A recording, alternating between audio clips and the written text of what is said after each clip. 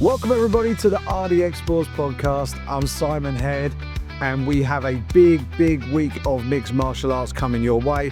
On this week's show though, let's take a look back at what happened this past weekend. Easter weekend's always busy, lots of family stuff always going on, lots of sport happening across all different facets. I was down at the Gills this weekend watching us defeat AFC Wimbledon at the mighty Priestfield Stadium. But when it comes to combat sports, we had loads going on. Even though there was no UFC this past weekend, we had WWE WrestleMania dominating the landscape for TKO this past weekend. Don't know if you're into the pro wrestling or not. Fantastic spectacle in Las Vegas. But in terms of true, real life, hand-to-hand combat, we had some great fights from promotions that maybe not all of you out there watch on a regular basis. And I would implore you after this podcast, keep an eye on these promotions. Some of them you'll be more aware of than others. Add them to your list. Make these places that you check out on the regular, because these are the promotions that build the stars of the future, the stars that eventually make their way into the UFC and become the superstars of tomorrow. So this past weekend, we had some huge events taking place. Let's kick things off with probably the number 2 MMA promotion in the world right now, the PFL. They had the third installment of their World Tournament. Obviously, they used to have the regular season, playoffs, and championship rounds. Now it's a straight elimination tournament, no messing around. Everything's bracketed. Soon as you get through the first round, you know who you've got in the next round.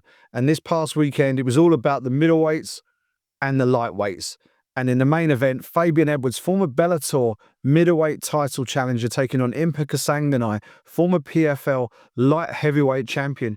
And to me, this was really the battle between the two top seeds in that tournament. It's interesting that they were both pitted against each other so early on in the tournament, but that's the way it came out of the draw. And Fabian Edwards gets the job done. Second round TKO finish. Absolutely brilliant performance from Fabian Edwards, and one that shows his constant improvement in the sport of mixed martial arts. He's always had that talent, following him up through Bellator when he first joined the promotion, working his way up towards contendership and then into championship contention. He's gotten better and better and better, and every time you watch him, you always feel like there's still more to come, that he hasn't hit his ceiling yet. I feel like he's gradually getting to his absolute peak. I still think there's more to come from Fabian Edwards. That's how much I believe in the guy and how good I think the guy actually is. He showed even more of that talent against Impa Kasanganay at Universal Studios, in Orlando, Florida at the weekend. Impa is as tough as they come. He's as strong as an ox. He's a natural middleweight who won the PFL championship at light heavyweight, despite being undersized, using his speed advantage and his heavy hands, which he was able to carry that power up to 205 pounds to take him through to championship success. Now, back in his natural weight class, I think many expected him to do even better at 185 pounds. He gave Johnny Eblen everything he could handle in their champion versus champion clash in Riyadh a few months back.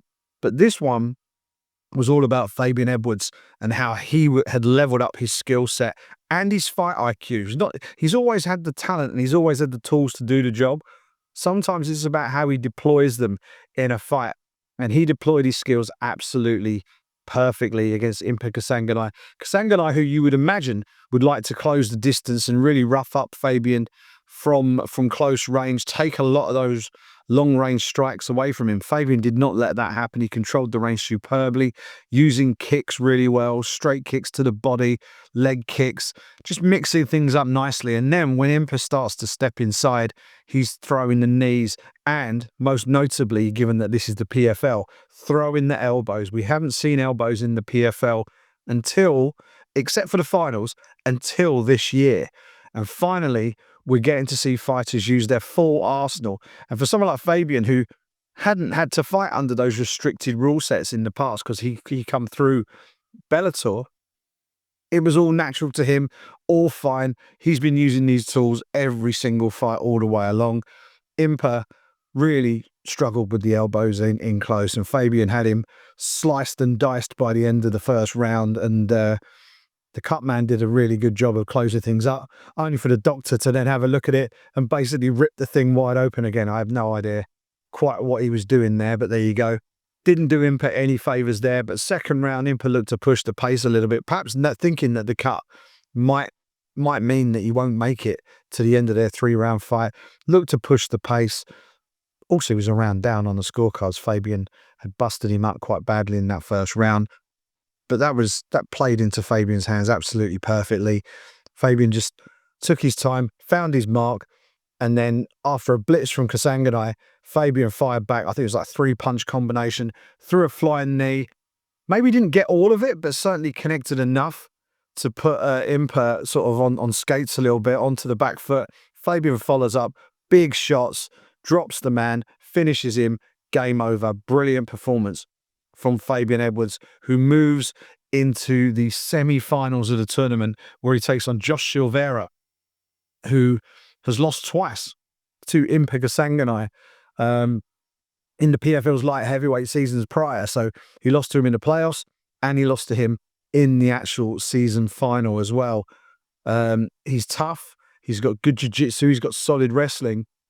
But has he got that overwhelming offense that he's going to need to beat Fabian Edwards? I think Fabian will really fancy his chances of getting through Josh Silveira and into that $500,000 PFL tournament final. So Silveira got past Seabass Mike Shipman via unanimous decision in his middleweight contest on the same event. Also at middleweight, perhaps an upset, but maybe not an upset. Dalton Roster, who looks like a flipping action figure. The man is just, he's put together in a ridiculous way. Looks like something out of the cartoons. Incredible, incredible physique and plenty of fighting talent to go along with it. Taking on Sadibou C, who we've seen him at welterweight. We've seen him, I think we've seen him at light heavyweight as well. I think we've seen him as high as that. But he moves up from welterweight to middleweight, where maybe the weight cut's a little bit less harsh on him. He was a huge 170 fighter. Now he's at 185.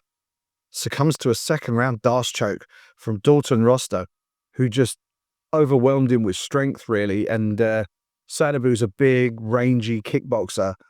Dalton is a big, strong wrestler, and he was able to step inside those strikes from Sadibou, making sure he wasn't caught on the end of them. And once he got close, he was able to do what he needed. Fight goes to the ground, locks up the Darce choke, gets the tap. 3 minutes, 29 seconds of that second round. He moves into the semi-finals. Dalton Roster, where he will take on Aaron Jeffrey, the Canadian contender who's been in and around the top of Bellator's middleweight division for a while. Again, some might see this as a bit of a shock, defeating Murad Ramazanov, someone who I think was tipped to probably progress a little further into this middleweight tournament.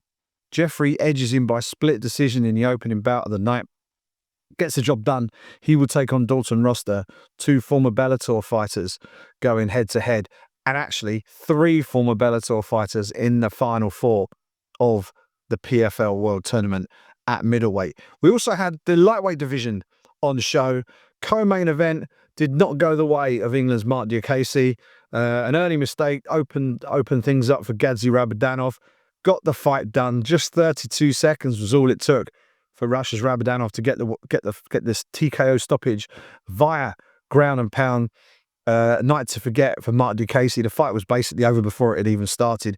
He'll be absolutely gutted with that, and will be looking to bounce back. I am sure he'll be looking to get himself back in the mix with a showcase fight, a non-tournament fight as soon as possible.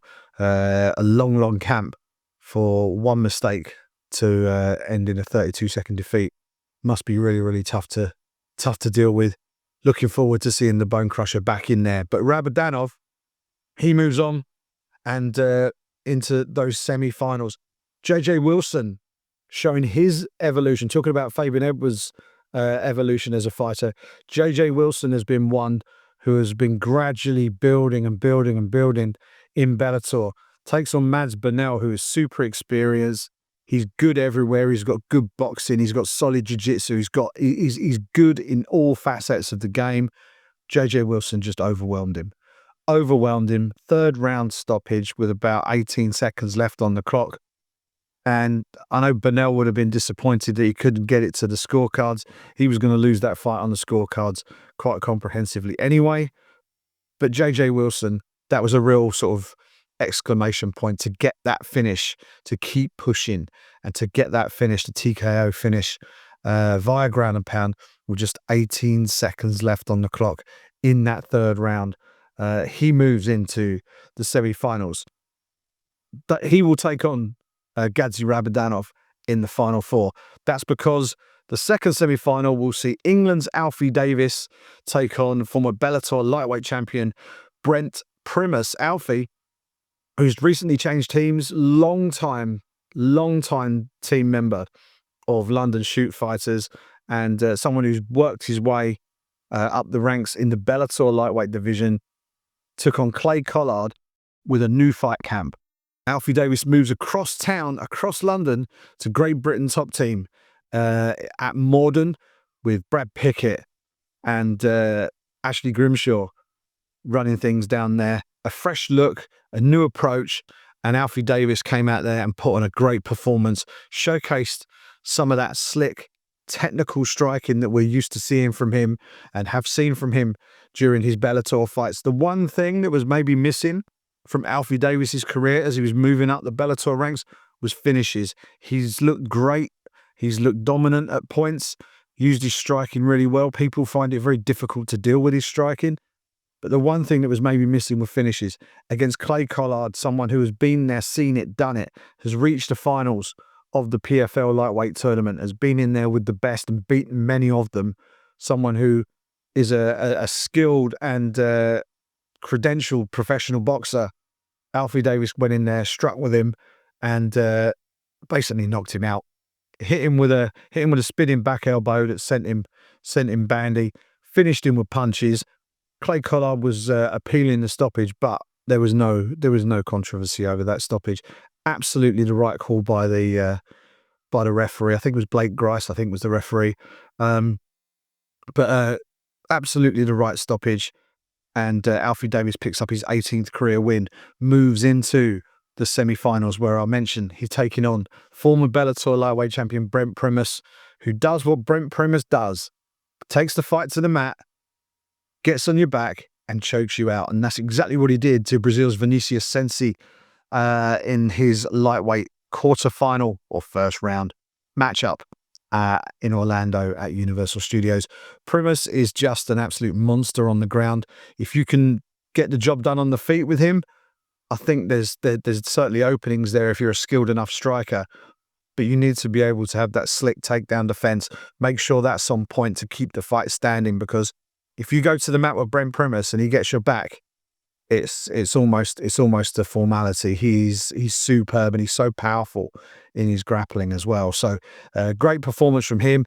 Got the job done. Again, it was another buzzer beater finish. Just 8 seconds left on the clock when he finally got the finish against Sensi. And Primus moves in to that second lightweight semi-final against the Axeman, Alfie Davis. And in the media, we like to oversimplify things sometimes. This is a striker. This is a grappler. This really is a striker versus a grappler matchup.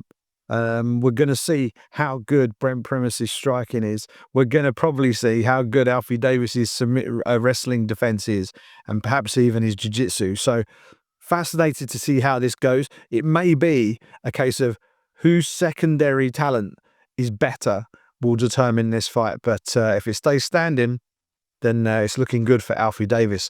If the fight spends most of the time on the mat, you've got to be putting your chips on Brent Primus. So it's going to be a really interesting one. Clash of styles in that semi-final. So they were the two weight classes at PFL World Tournament. That was the third of the PFL World Tournament shows in Orlando. More to come as we move into the semi-finals as well. And then we'll start to whittle things down. But that was a good show. It was a good show. We had good competitive fights. The one thing it does lack is a little bit of that crowd atmosphere. I understand why they do it. in Orlando. It's got that sort of Apex-y kind of feel. There are a few people in the building, just like you get at the Apex, but I don't know. It feels like there's something missing. I just wish that they could inject a little bit more life into the arena itself, because the fights themselves were great. They were good fights. They were competitive fights. Even the ones that went to a decision were watchable, interesting, entertaining fights. And then, of course, we had plenty of finishes, and we had a couple of highlight reel ones as well. So, good show. PFL event was a good event, and looking forward to seeing how those semi-finals pan out as the season rolls on. It was a busy weekend of MMA. We had the PFL. We also had, in Glasgow, Scotland, Cage Warriors 187, Sean Clancy Jr. getting the job done over Italo Gomez in the main event in Glasgow. It was a fight card absolutely packed with Scottish fight talent, and plenty of them delivered the goods on fight night. Sean Clancy Jr. was the star turn, the main event. In his first ever Cage Warriors main event, undefeated welterweight contender, moves to 7-0. Second round, rear naked choke, gets the job done against Italo Gomez, who very nearly missed weight at the weigh-ins, needed a couple of goes before he could actually get on weight. There were no such problems for Sean Clancy Jr., who got the job done on the scales on the Thursday and got the win on the Friday. Great performance from Sean Clancy Jr. to get that win. Co-main event, unfortunately, did not go the Scottish man's way, as Michael Blair was stopped on cuts by Francis Matthias Poiron. I hope I didn't butcher his name too much. But yes, in their lightweight co-main event, it's never great when a doctor has to stop the fight, but it was a nasty cut above the eye of Michael Blair. And the one thing that Cage Warriors pride themselves on, and they deserve more credit for, is the fighter welfare stuff. All their fights are approved by Safe MMA. They take all of that incredibly seriously, and they do it incredibly professionally. And the medics on staff, Dr. Chris Lamb, is almost always at a Cage Warriors event, he's been overseeing fighter safety for Cage Warriors and other events, including UFC shows, for many years. One of the sort of unsung heroes of UK mixed martial arts. Michael Blair, unfortunately, stopped on cuts. Matthias Poiron getting his 8th career win. And we'll see what happens with him in a pretty crowded lightweight division for Cage Warriors. Another lightweight who was actually fighting at 160 pounds was the bad guy, Chris Bungard, taking on Arturs Lezans from Latvia in something of a grudge match. I'm not really sure where it all stemmed from, but there was a little bit of bad blood heading in, and Chris Bungard, great walkout to some Jerry Cinnamon, walks into the cage and gets the second round submission, rear naked choke, picks up a big win on home soil. Bungard is one of the real characters of UK mixed martial arts. He's been around for years, always brings the action, always brings the entertainment, and picked up the 21st win of his veteran mixed martial arts career. Aidan Stephen, Scottish grappler, just showing why he's considered one of the top grapplers in Cage Warriors when he got the job done against Dutch judoka Jordi Baquez. Third round rear naked choke gets the job done. Aidan Stephen moves up to 11-5, fighting at 140 pounds. I think Aidan normally fights at 45. So I don't know whether this is in preparation for a move down to bantamweight possibly, but we shall see. But Aidan's very, very technical on the ground. Got the job done against Jordi Baquez, and whether he moves back up to 45 or looks to even test the waters at 135, we shall see. But he's a problem for anybody on the mat in either weight class. Alex Mumzis and Keir Harvey with an absolute war. Great fight. Mumzis goes to 9-0. He gets the decision win over Keir Harvey, who had nothing to be ashamed of after that fight. Absolutely brilliant fight to watch. Go back and watch that on UFC Fight Pass. Great stuff. And Mumzis looks like someone you need to keep an eye on at 135 pounds. Might not be long before we see him challenging for championship gold in Cage Warriors. As I say, that was his 9th win. He's 9-0. And the Greek bantamweight looks like he might be a bit of a problem in that 135-pound division. Paul McBain and Bailey Gilbert, two sort of veterans of the scene a little bit, going head-to-head. Paul McBain getting a unanimous decision win over Bailey Gilbert. And finally, I just wanted to mention the bout between Jack Foot and Aaron Towns, two former amateurs making their professional debuts, both Scottish, both super talented, and they put on a brilliant fight. It was a great fight. It only went as far as about the first 2 minutes of the second round, but just shows the improvement in talent from amateur level working up to the pros. Both of these guys stepped in there on their professional debut and produced one of the most exciting fights of the night. It really was great fun to watch. Jack Foot looks like a potential star in the making, but I think Aaron Towns could have himself a pretty decent career at 135 pounds as well as he moves up. I think just two super talented guys meeting that early, I don't think a defeat will hurt Aaron that much. But I think we saw enough from Jack Foot to suggest that he could be perhaps one of the new stars for Cage Warriors in the coming years. Keep an eye on the name, Jack Foot from Scotland. 1-0 as a pro thanks to a second round rear naked choke finish at Cage Warriors 187. One more event I wanted to run past you was a show that, especially in the UK, you might not follow that regularly. Cage Fury Fighting Championships are probably the best promotion in the northeastern area of the United States in terms of being a feeder league into the UFC. They've had a host of talent come through their doors, compete inside the CFFC cage, and move on to the UFC. Paul Felder being probably the most notable one. But we've also had the likes of Aljamain Sterling, Merab Dvalishvili. I mean, crikey, a couple of world champions right there. And someone who's on the verge of potentially challenging for a world title. Sean Brady is a former Cage Fury Fighting Championship star as well. They're a great feeder league into the UFC. My good friend John Morgan, formerly a reporter for MMA Junkie, he's now the general manager of CFFC. He also does play-by-play commentary with CM Punk. And obviously Punk had other business to attend to this past weekend at WrestleMania. So on the Saturday, while Punk was wrestling at WrestleMania, John Morgan was commentating with Dean Thomas as Bailey Schoenfelder looked to put his heavyweight title on the line against Anthony Garasio. And Schoenfelder, who had sort of burst onto the scene, won the heavyweight title, went to the Contender Series, and unfortunately didn't manage to get the win that he needed to earn his spot in the UFC. Back to CFFC looking to defend his belt and gets flattened by Anthony Garasio, who moves to 4-0 and captures the CFFC heavyweight title. William Rentz got a second round knockout in his co-main event fight against Shane Mistretta at 155 pounds. Blake Smith stopped Enter Bayatsot. I probably have butchered that poor man's name. But yeah, Blake Smith getting the job done. First round TKO finish for him. And Emily Martin, Brazilian Jiu-Jitsu brown belt, someone who's doing pretty well on the grappling circuit from what I can understand. Also growing her MMA career as well. She's up to 3-1 in her pro career. Defeats Poland's Nikola Kasperska via first round rear naked choke. CFFC you can watch live and on demand on UFC Fight Pass. Thoroughly recommend it. Their events are always good fun to watch. And when John Morgan and CM Punk are on the call together, they are absolute gold. One of my favourite commentary teams to listen to on any promotion. I think they're just great fun. They make it a lot of fun. So that's CFFC. And they also do Fury Pro Grappling.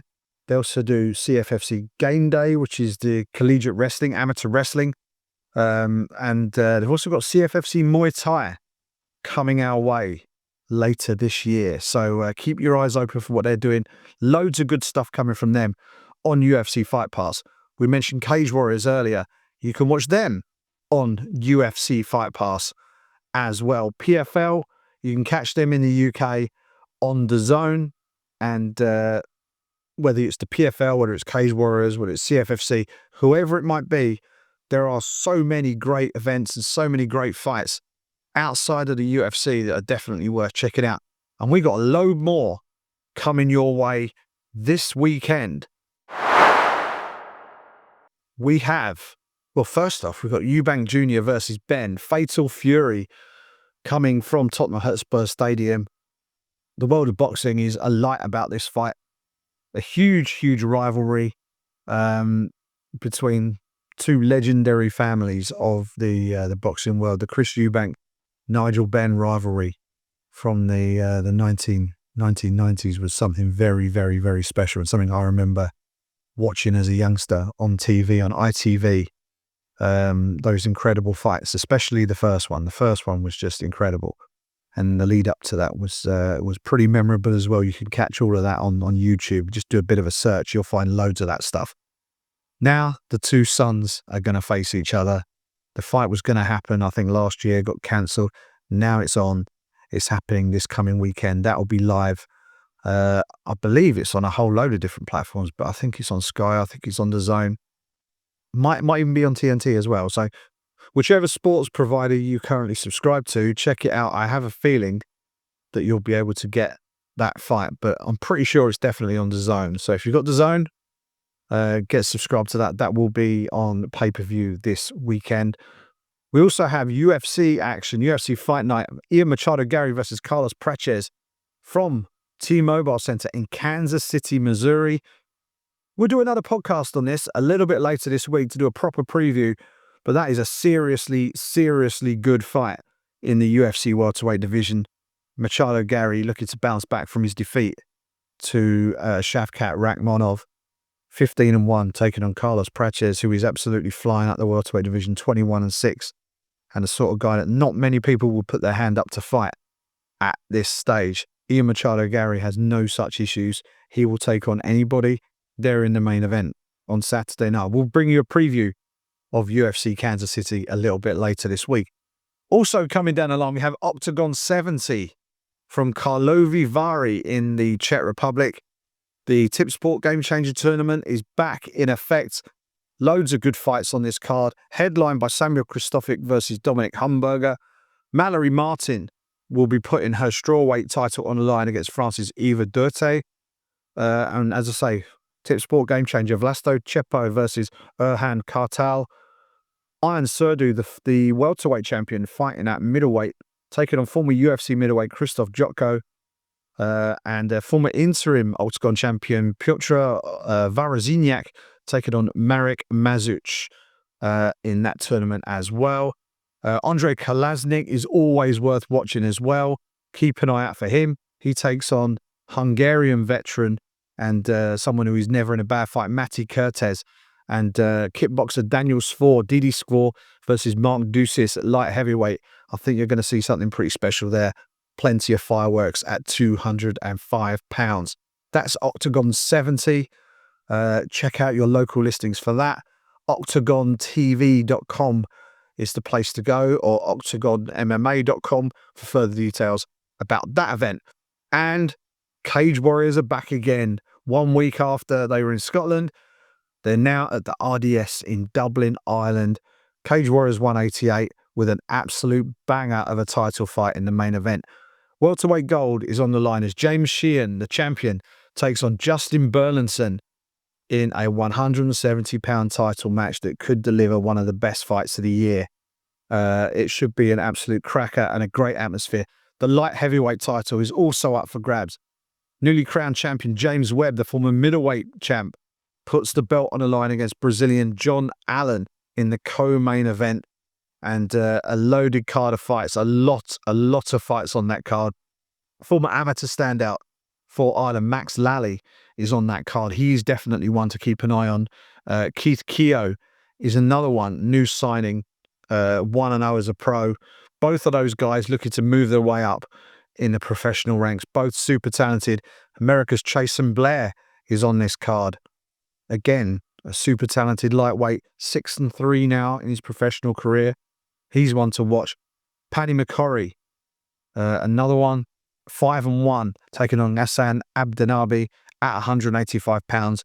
And another one to mention, 2 undefeated fighters going head-to-head at featherweight. Scott Harvey from Ireland taking on Leon Arms from England. That should be an absolute cracker as well. Good fights everywhere you look on that Cage Warriors 188 card. That'll be live on UFC Fight Pass. All right, that's all we got time for on the RDX Sports Podcast for this episode. I'll be back later this week with a preview of UFC Kansas City. But what a week we've just had. Loads of fights this past weekend, and we've got even more coming down the line this weekend. Enjoy the rest of this week. But before you do, hit that like button, hit the subscribe button. Make sure you never miss an episode of the RDX Sports Podcast. Follow RDX Sports on X at RDX Sports. Follow them on Instagram at RDX_sports. And don't forget, you can follow yours truly on all social platforms at Simon Head Sport. Thanks so much for checking out the RDX Sports Podcast. As I say, I'll be back later this week to preview UFC Kansas City. Until then, have a great week, ladies and gentlemen. We've got a big weekend coming up, and I'll speak to you a bit later on.